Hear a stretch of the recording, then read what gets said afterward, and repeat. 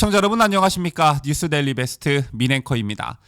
여러분 허위사실 공표죄라는 거 알고 계실 겁니다. 최근만 해도 더불어민주당 이규민 의원이 이 허위사실 공표죄로 의원직을 상실했었죠. 또 최근에 더불어민주당의 대선 후보로 선출된 이재명도 권순일과 뭐가 오갔는지는 모르겠으나 이 허위사실 공표죄로 정치 생명이 끝날 뻔했습니다. 자, 그런데 더불어민주당이 대선을 앞두고 허위사실 공표죄를 손보리하고 있습니다. 지금 여야 구도상 더불어민주당이 맘만 먹으면 뭐든지 할 수가 있죠. 현재 국회에서 어떤 일들이 벌어지고 있는지 보도해드리겠습니다. 우선 현행선거법 제250조 허위사실 공표죄는 선거에서 당선되지 못하게 할 목적으로 허위사실을 공표하면 7년 이하의 징역 또는 500만 원 이상 3천만 원 이하의 벌금에 처하도록 하고 있습니다. 벌금액 한선이 의원직 상실형 100만 원 기준보다 높기 때문에 상대방 낙선을 목적으로 허위사실을 공표한 사실이 법원에서 입증이 되면 무조건 국회의원직을 잃는 구조이죠. 치열하게 전개되는 선거일수록 상대방의 치명타를 안길 수 있는 네거티브 유혹에 후보자들이 유혹받을 수 있기 때문에 반드시 필요한 법입니다. 또 잘못된 정보로 인해 유권자들의 소중한 한 표가 오락가락할 수 있기 때문에 더더욱 필요한 법이라 할 수 있는데요. 민주당은 이 조항의 한선 자체를 없애버리겠다고 나섰습니다. 여당이 선거 때 낙선을 목적으로 허위사실을 공표할 때 현행법상 500만 원으로 규정된 벌금 한선을 아예 없애자는 법안을 발의해 논란이 일고 있는 것인데요. 야당에서는 내년 대선에서 대놓고 허위사실을 유포하겠다는 것이냐며 반발하고 있는 상황입니다. 이수진 민주당 의원 등 32명은 지난 8일 공직선거법 일부 개정 법률안을 발의했습니다. 법안은 공직선거법상 허위사실을 공표로 재판을 받을 때 벌금 한선을 없애는 데 초점을 맞췄다고 하는데요.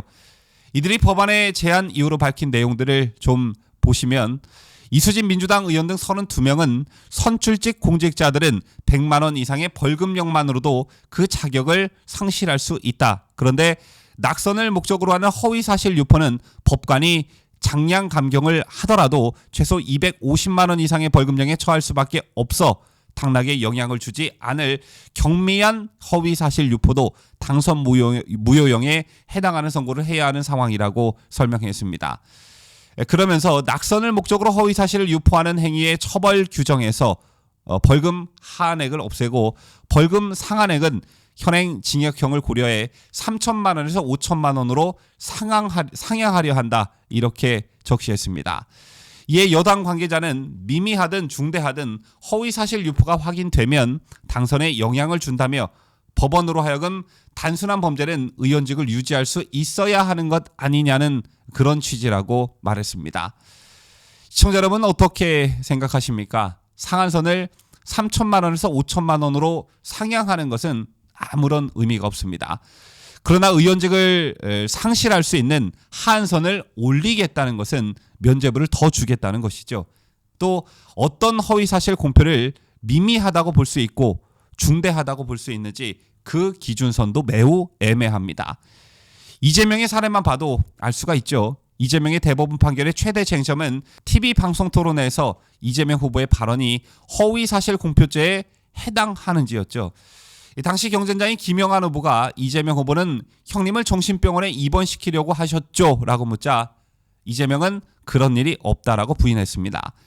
1심 법원은 허위사실 공표죄가 해당하지 않는다며 무죄를 선고했고 2심은 당선 무효에 해당하는 벌금 300만 원을 선고했는데 당시 2심 재판부는 선거인의 공정한 판단을 그르치게 할 정도로 사실을 왜곡했다고 판단했습니다.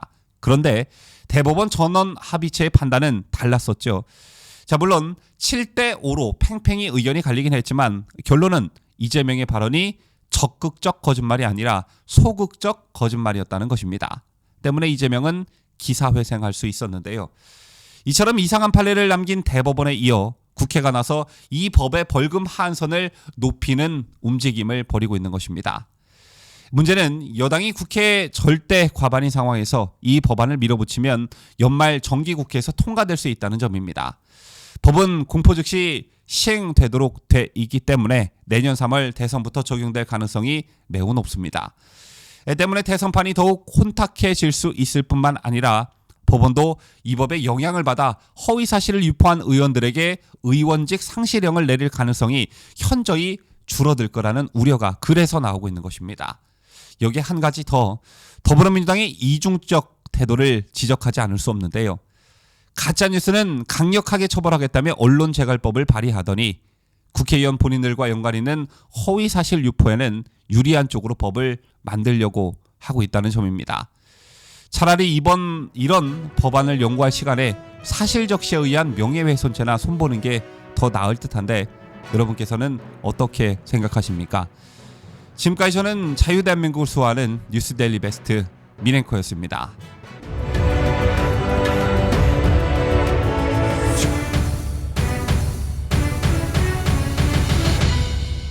함께해요.